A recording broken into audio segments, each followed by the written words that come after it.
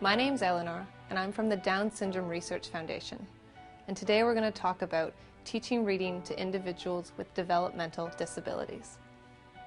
I think we often forget how complicated the reading process is. We use our eyes to discriminate between certain words and letters and to recognize the words that we know. We use our ears to discriminate between sounds. We use our memory to remember parts of stories, to remember what the meaning of words are. And we use our judgment to ask questions as we read. I think we often take for granted how complicated and how amazing the ability of our brain is. Often learners with developmental disabilities don't get that true opportunity to read and write for meaning. They're often stuck focusing on writing letters, recognizing letters, or doing boring phonics worksheets. What I like about the approach that we're going to talk about today is that it immediately allows learners to start reading true, meaningful sentences right from the start. Individuals with Down syndrome have poor short-term memory and poor auditory memory, which is remembering sounds that we hear verbally. They often, throughout their childhood and their adult life, will have fluctuating hearing loss, and in addition may have deficits in auditory processing. Auditory processing is just how we process the information that we hear. How this might present itself is having individuals having difficulty with discriminating between different sounds, blending sounds together, keeping the order of sounds in their short-term memory. And all of this affects phonological awareness, which simply put is understanding that language is made up of individual sounds. All of these are key to being a successful reader. Both auditory memory and working memory are important to reading acquisition for all individuals, including individuals with Down syndrome. But because these are all part of the language system, this can be a particular area of difficulty for people with Down syndrome. Auditory memory has to do with just remembering information that's presented auditorily. Working memory, though, involves combining information, integrating, and using information in memory for problem solving and for understanding. And so that is particularly effortful for an individual. Take the example of trying to read the word cat. It's a simple three-letter word, but in order to do so, your brain is using multiple processes. You have to first remember that C says K, as you move on to A that says A, and then once you get to T, remember that you had the C sound and the A sound in that correct order, blend those letters together, and then remember what the word cat means. If you're reading a passage of text, you need to have information from earlier parts of the text to be integrated in memory so that it makes sense and you can draw meaning from the text. Because this is a difficult task for individuals with Down syndrome, this can really impede their progress in reading and make reading a more difficult task for them if they're relying on auditory information alone. The phonological approach to teaching reading focuses on teaching each sound of the alphabet. You can imagine someone with a deficit in their auditory processing or difficulties with their short-term memory, how this could be a more difficult approach to pick up right away. The great debate between using phonics or the whole word approach to reading still continues today. But what I like about this workshop and what we're going to talk about today is that it's a dual approach. It uses the best of both sides in one. Verbal learners with clear speech might have success with a phonics-based approach. But for other learners, starting with high-meaning sight words might really draw them into the reading process because they're motivated to learn these words that have high meaning to them and their personal experiences. No matter what you begin to teach, we know that individuals with Down syndrome have strengths in visual memory and recognition memory. Therefore, verbal instruction should always be enhanced with a visual support. This could be a picture, the written word, sign language, anything that gives the individual more time for processing and less time or less reliance on their short-term working memory. Another reason why we may use visual supports when teaching language and literacy concepts is that it decreases the attention and memory demands. This can even work well with learning conversation scripts. So, for example, a question like, "What did you do last night?" can be really hard for a person with developmental disabilities because of memory and expressive language problems. But if I show them some choices, sometimes this just gets the memory going a little bit so that they're able to say, "Oh, that's right, I had dinner with my family last night, and then I watched a movie." Patricia Oland came up with the concept of teaching high-meaning sight words.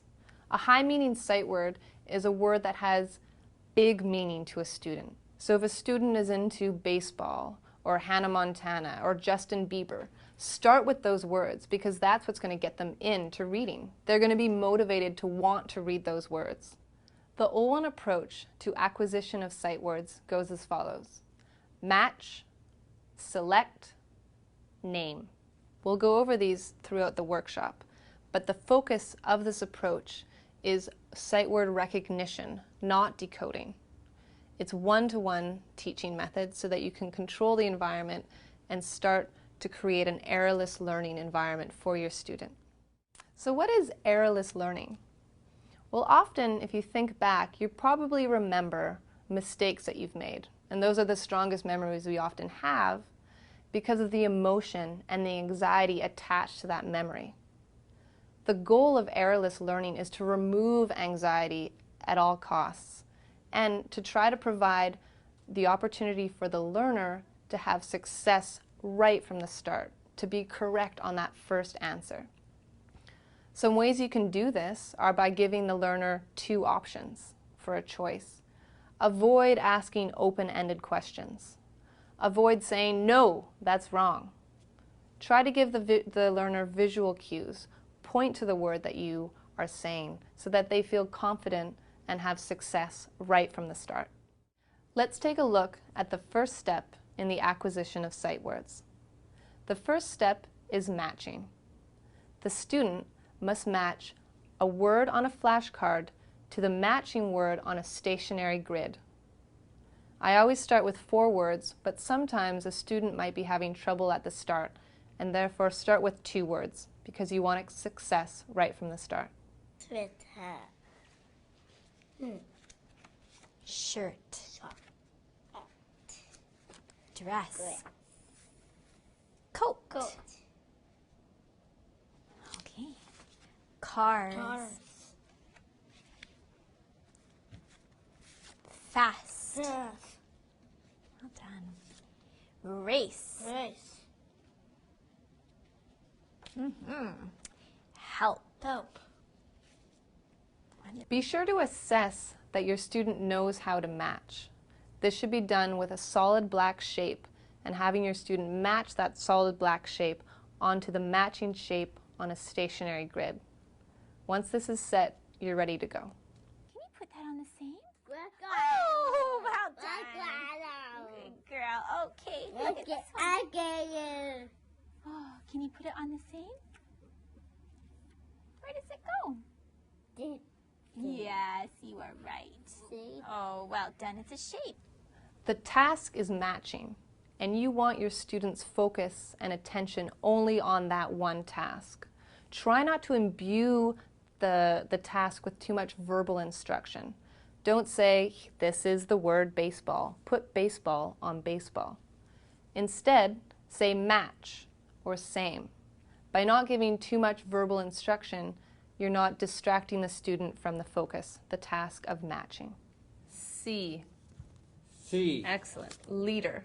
Linda. Excellent. I am a Linda. You are the king. King. Fast. Cars. Race. The second stage in sight word acquisition is selecting. The student must select a word from an array on a table. Dress. Square. Coat. Coat. Sweater. Sweater. And shirt. Thank you. Give me members. Members. Nice. Give me the. Perfect. If you see that the student might be going for the wrong word, use a visual cue. This again will accommodate airless learning. Let's try again. Give me diet pop. Give me eat. Excellent. Nice reading. The final stage in the acquisition of sight words is naming. This is the most exciting part because this is when the student actually reads the word. I always try to reduce the anxiety of the student by giving them the flashcards so that they can choose the order of the words that they read. Sweater. Shut. Oh, fantastic, Taylor. That was really fast. Help. Well done. And can you read this one for me one more time? Fast. Can't. See. Nice.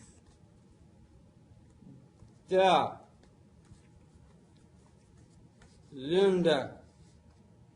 Team. So remember, the process is match 3 times. Each time, mix up the word order. Select 3 times. And again, change the order of the words that are on the table.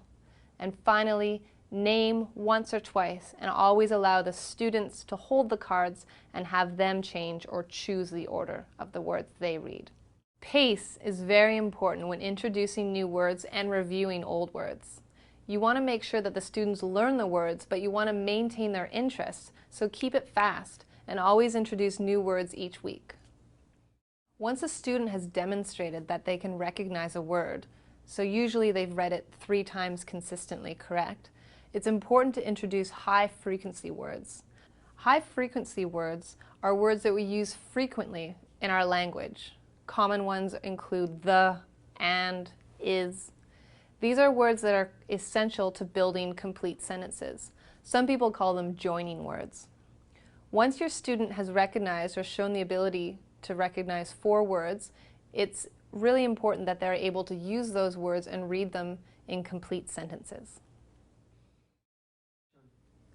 According to Libby Cumin, children with Down syndrome often have difficulty with syntax, which is just another word for grammar or sentence structure. The more visual practice they have at looking at complete sentences and reading those sentences, the more comfortable and confident they're going to be in speaking in complete sentences. Having solid underlying literacy skills will improve the language skills of a person with developmental disabilities. So a good reader will probably have the ability to say longer, more varied sentences with more clear speech sounds and more varied vocabulary. So really, when teaching people with developmental disabilities, language and literacy learning are inextricably linked. Next, a house too big for mouse. Too big for house. Two is mark. Often students with Down syndrome are really good at learning vocabulary and nouns, at naming things. They usually need more practice at inserting and using joining words and verbs, which are usually included in high-frequency words. The more practice a student can have reading complex sentences, and as we increase that complexity, we hope that that will transfer over into their language and increase the complexity of the language that they're using. Okay, Taylor, can you read it one more time for me? She Do you want to point? is wearing a pink and blue shirt and pink shoes. Oh, lovely, Taylor. High-function words, or these high-frequency words, are taught in context, in sentences that contain the high-meaning words so that students understand how they work in everyday language that they would be using.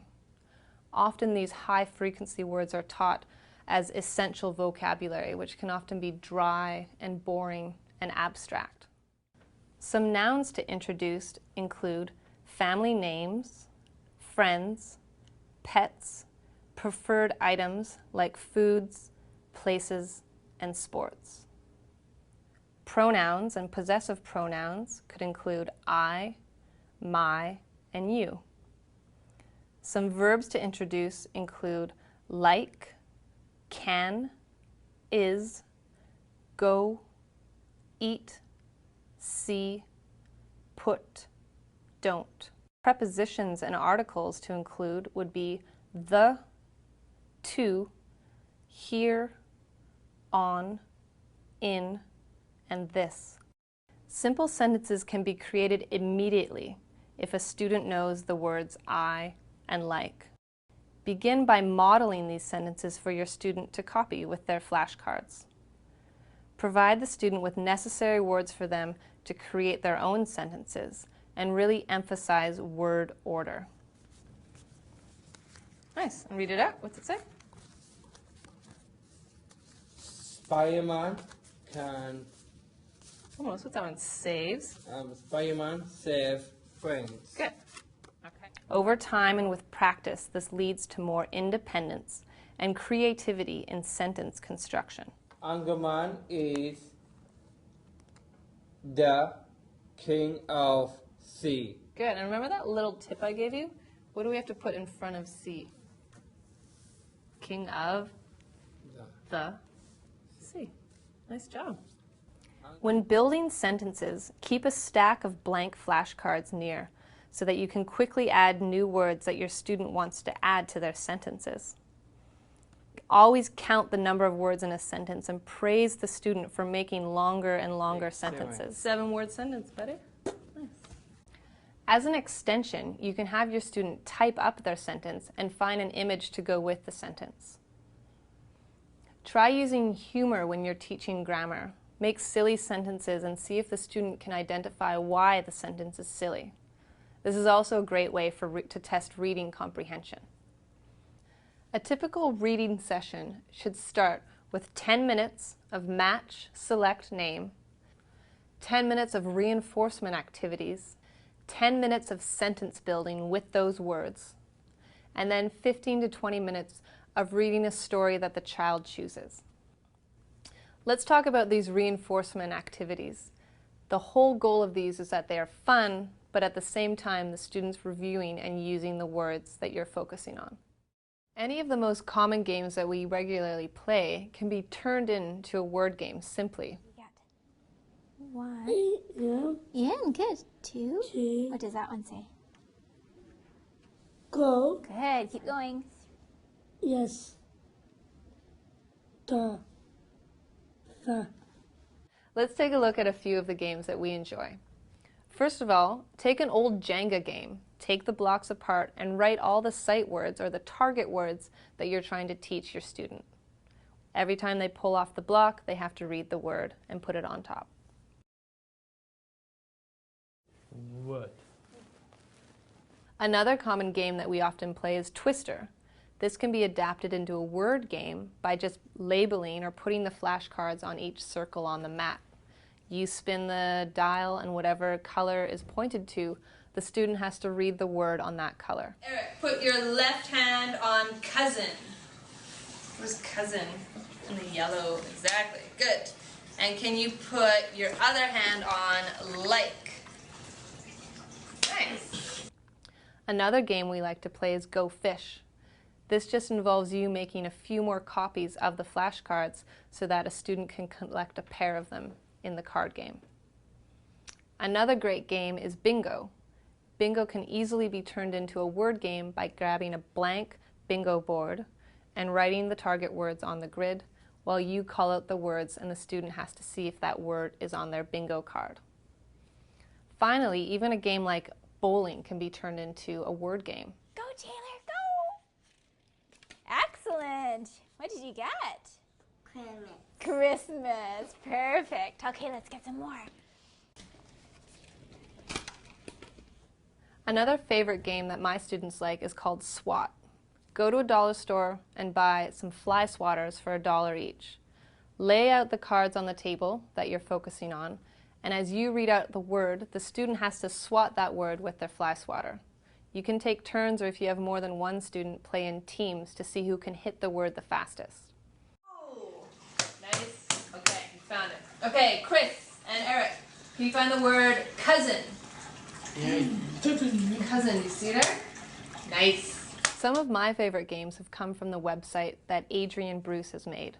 On this website, you can go and print off blank boards for all his word games that he's created. One game that's a favorite among my students is called 4 in a Row. The student is given a grid with 6 columns with all their target words on the grid. You roll a dice, and whatever number comes up, the student must read that word on the grid.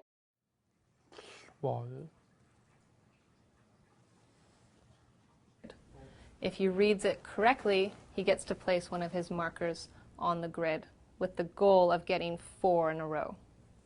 Another reinforcement activity that I like is called Make and Break. All you need are letter cards and a piece of paper or a whiteboard. Set out the appropriate letters for your student to spell the word that you're focusing on. Give them the letters and write the word that you want them to spell on the board. Okay, so I'm going to give you the next word, and it looks like this. It's your word family. Excellent.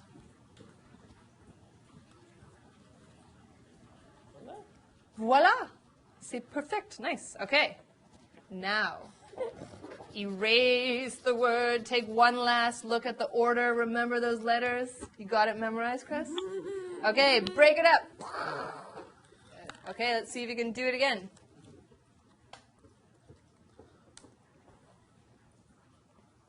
Yeah, switch them around. Perfect. Nice. Another popular movement game among our students is lily pads. Make a path of lily pads and write the sight words you are targeting.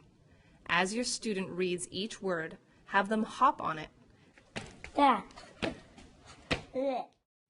In addition to fun reinforcement activities, another motivating thing you can do with your students is create personalized reading materials.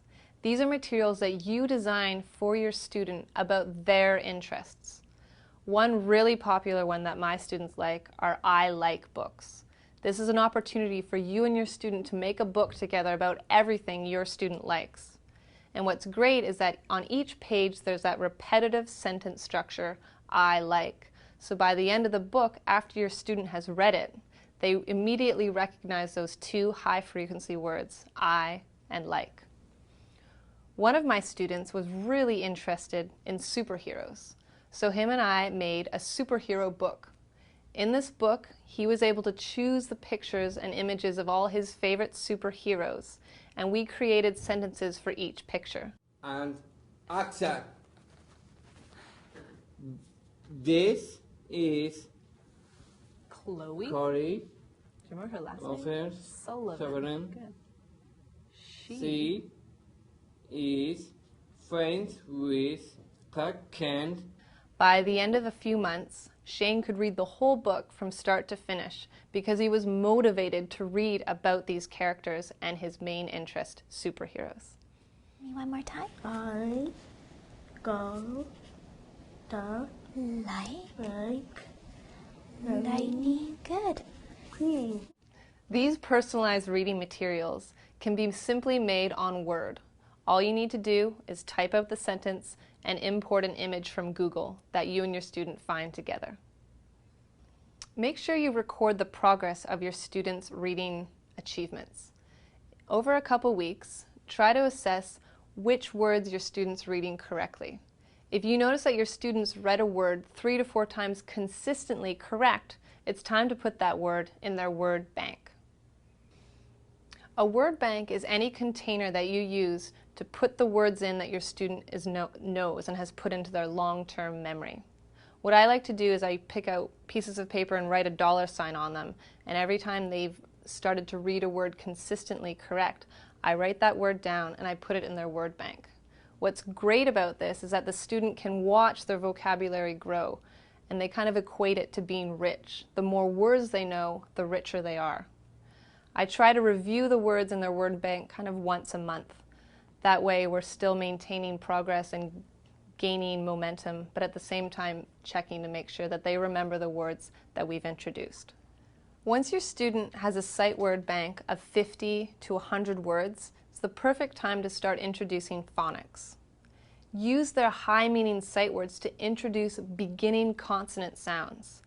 Set up an alphabet scrapbook where the student finds words and uses their high-meaning sight words to locate them and place them on the corresponding page.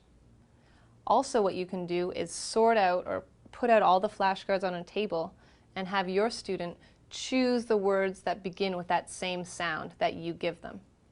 Remember, focus on the sound that the letters make. It's not important for the students to memorize the names of each letter. What's most important is that they can give the sound that the letter produces.